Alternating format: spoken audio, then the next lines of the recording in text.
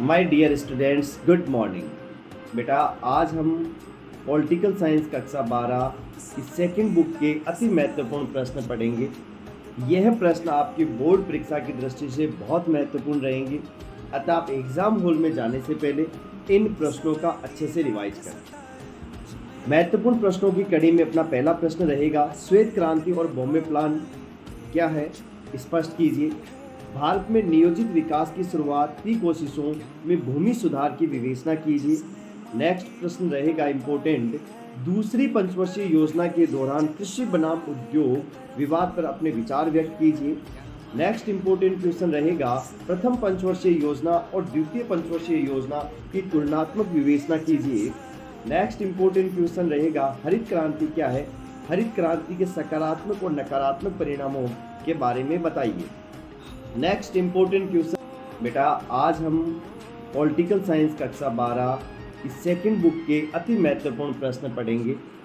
यह प्रश्न आपकी बोर्ड परीक्षा की दृष्टि से बहुत महत्वपूर्ण रहेंगे, अतः आप एग्जाम हॉल में जाने से पहले इन प्रश्नों का अच्छे से रिवाइज करें। महत्वपूर्ण प्रश्नों की कड़ी में अपना पहला प्रश्न रहेगा, श्वेत क्रांति और बॉम्बे प्लान क्या है, स्पष्ट कीजिए।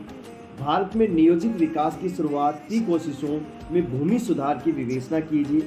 नेक्स्ट प्रश्न रहेगा इम्पोर्टेंट, दूसरी पंचवर्षीय योजना के दौरान कृषि बनाम उद्योग विवाद पर अपने विचार व्यक्त कीजिए।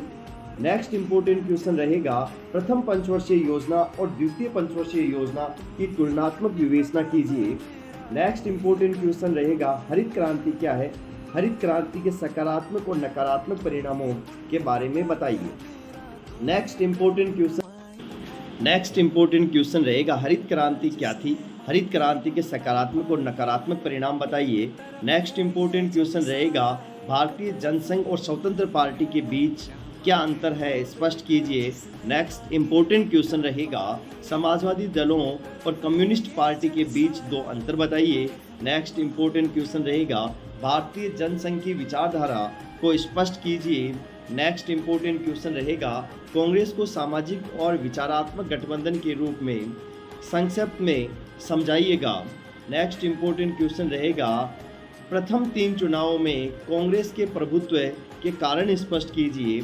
नेक्स्ट इम्पोर्टेंट क्वेश्चन रहेगा, प्रथम आम चुनाव को सफल बनाने के लिए चुनाव आयोग की कोई 2 कार्य बताइए। नेक्स्ट इम्पोर्टेंट क्वेश्चन रहेगा, ट्रस्ट विद डेस्टिनी क्या है, राष्ट्र निर्माण की प्रमुख चुनौतियों को विस्तार से समझाइए। नेक्स्ट इम्पोर्टेंट प्रश्न रहेगा, सन 1990 का दशक भारतीय राजनीति में नए बदलावों का दशक माना जाता है, स्पष्ट कीजिएगा। नेक्स्ट इम्पोर्टेंट प्रश्न रहेगा, भारतीय जनसंघ और स्वतंत्र पार्टी में क्या अंतर है, स्पष्ट कीजिए। नेक्स्ट इम्पोर्टेंट क्वेश्चन रहेगा, सामाजिक दलों और कम्युनिस्ट पार्टी के बीच के अंतर बताइए। नेक्स्ट इम्पोर्टेंट प्रश्न रहेगा, भारतीय जनसंघ की विचारधारा को अपने शब्दों में लिखिएगा। नेक्स्ट इम्पोर्टेंट क्वेश्चन रहेगा, कांग्रेस को सामाजिक और विचारात्मक गठबंधन के रूप में स्पष्ट कीजिए। नेक्स्ट इम्पोर्टेंट प्रश्न रहेगा, भारत में पहले 3 चुनावों में कांग्रेस के प्रभुत्व के कारण बताइएगा। नेक्स्ट इम्पोर्टेंट प्रश्न रहेगा, ट्रस्ट विद डेस्टिनी क्या है। नेक्स्ट इम्पोर्टेंट प्रश्न रहेगा, राष्ट्र निर्माण में प्रमुख चुनौतियां क्या है, वर्णन कीजिए। नेक्स्ट इम्पोर्टेंट प्रश्न रहेगा, ट्रस्ट विद डेस्टिनी क्या है।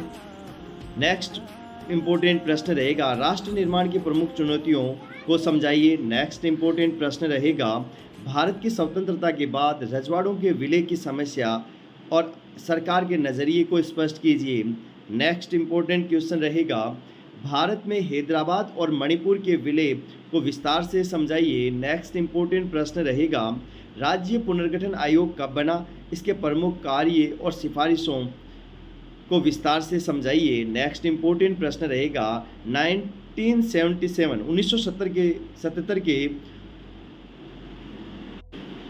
नेक्स्ट इम्पोर्टेंट प्रश्न रहेगा, देशी रियासतों के एकीकरण में सरदार वल्लभ भाई पटेल के योगदान पर प्रकाश डालिए। नेक्स्ट क्वेश्चन रहेगा, देशी रियासतों के एकीकरण में सरदार वल्लभ भाई पटेल के योगदान पर प्रकाश डालिए। नेक्स्ट इम्पोर्टेंट क्वेश्चन रहेगा 1977 के चुनाव में पहली दफ़ा केंद्र में विपक्ष दलों की सरकार बनी, ऐसा किन कारणों से संभव हुआ। नेक्स्ट इम्पोर्टेंट प्रश्न रहेगा जनता पार्टी ने 1977 में शाह आयोग की नियुक्ति क्यों की और इसके क्या निष्कर्ष रहे।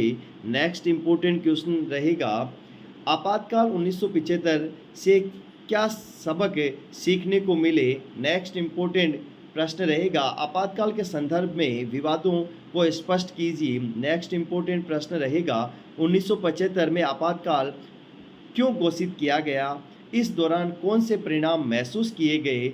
नेक्स्ट इम्पोर्टेंट प्रश्न रहेगा 1970 के दशक में इंदिरा गांधी की सरकार के लोकप्रिय होने के कारण बताइए। नेक्स्ट इम्पोर्टेंट क्वेश्चन है भारतीय राजनीति में दल बदल से आप क्या समझते हैं। नेक्स्ट 1960 के दशक को खतरनाक दशक क्यों कहा जाता है। नेक्स्ट भारत की विदेश नीति में गुटनिरपेक्षता का महत्व बताइए, भारत ने गुटनिरपेक्षता की नीति क्यों अपनाई। नेक्स्ट नेहरू विदेश नीति के संचालन को स्वतंत्रता का एक अनिवार्य संकेतक क्यों मानते थे। नेक्स्ट इम्पोर्टेंट क्वेश्चन है भारत की विदेश नीति के निर्माण में नेहरू की भूमिका समझाइए। नेक्स्ट इम्पोर्टेंट क्वेश्चन है अनुच्छेद 51 में वर्णित अंतर्राष्ट्रीय शांति व सुरक्षा बढ़ाने वाले कोई 3 नीति निर्देशक तत्वों को उल्लेख कीजिए। नेक्स्ट इम्पोर्टेंट प्रश्न में आपको कुछ टिप्पणियां लिखनी है। कारगिल संघर्ष, चीन का आक्रमण 1962, बांग्लादेश युद्ध 1971, भारत की परमाणु नीति। महत्वपूर्ण प्रश्नों की कड़ी में अगला प्रश्न रहेगा अफ्रीकी एशियाई एकता को बढ़ावा देने के लिए सरकार द्वारा किए गए प्रयासों को बताइए। नेक्स्ट इम्पोर्टेंट क्वेश्चन है कांग्रेस के प्रभुत्व का दौर समाप्त हो गया है, इसके बावजूद भी देश की राजनीति पर कांग्रेस का असर लगातार कायम है, क्या आप इस कथन से सहमत हैं, स्पष्ट कीजिए। नेक्स्ट इम्पोर्टेंट क्वेश्चन है 1986 में ऐसी कौन सी घटनाएं घटी जो एक हिंदूवादी पार्टी के रूप में भाजपा की राजनीति के लिहाज से प्रधान हो गई।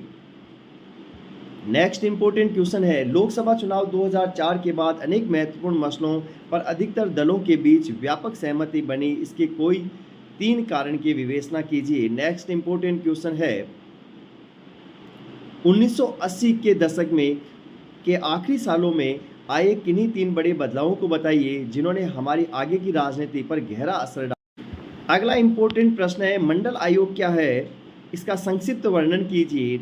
नेक्स्ट इम्पोर्टेंट क्वेश्चन है आपकी राय में कश्मीर में क्षेत्रीय आकांक्षाएं उभर आने के कारण स्पष्ट कीजिए। नेक्स्ट इम्पोर्टेंट क्वेश्चन है 1980 के बाद भारतीय राजनीति में अलगाववादी आंदोलन से क्या सबक सीखा जा सकता है, स्पष्ट कीजिए।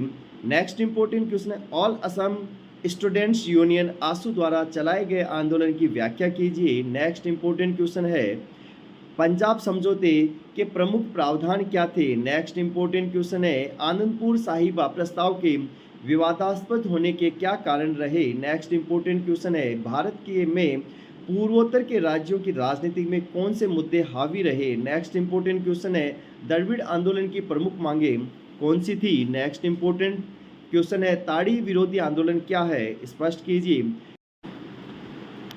अगला महत्वपूर्ण प्रश्न है भारत की स्वतंत्रता के समय देश के समक्ष आई किन्हीं 3 चुनौतियों का उल्लेख कीजिए। अगला महत्वपूर्ण प्रश्न है विदेश नीति से संबंधित नीति निर्देशक सिद्धांतों का उल्लेख कीजिए। नेक्स्ट इम्पोर्टेंट क्वेश्चन है भारत में नियोजित विकास हेतु किए गए प्रारंभिक प्रयासों के किन्हीं 3 परिणामों का वर्णन कीजिए। महत्वपूर्ण प्रश्नों की कड़ी में अगला प्रश्न रहेगा आज़ाद हिंदुस्तान का जन्म अत्यंत कठिन परिस्थितियों में हुआ, इस कथन को स्पष्ट करते हुए बताइए कि आज़ाद भारत को एक धर्मनिरपेक्ष राज्य बनाने के लिए हमारे राजनेताओं ने क्या क्या प्रयास किए। अगला महत्वपूर्ण प्रश्न रहेगा महत्वपूर्ण प्रश्नों की कड़ी में अगला महत्वपूर्ण प्रश्न रहेगा क्या भारत का विभाजन अनिवार्य था। नेक्स्ट इम्पोर्टेंट क्वेश्चन है मिजो अलगाववादी आंदोलन को जन समर्थन क्यों और कैसे प्राप्त हुआ। नेक्स्ट इम्पोर्टेंट प्रश्न है चिपको आंदोलन का कारण व परिणाम स्पष्ट कीजिए। नेक्स्ट इम्पोर्टेंट क्वेश्चन है नर्मदा बचाओ आंदोलन ने नर्मदा घाटी की बांध परियोजना का विरोध क्यों किया। नेक्स्ट इम्पोर्टेंट क्वेश्चन है दलित पैंथर की कोई 2 गतिविधि बताइए।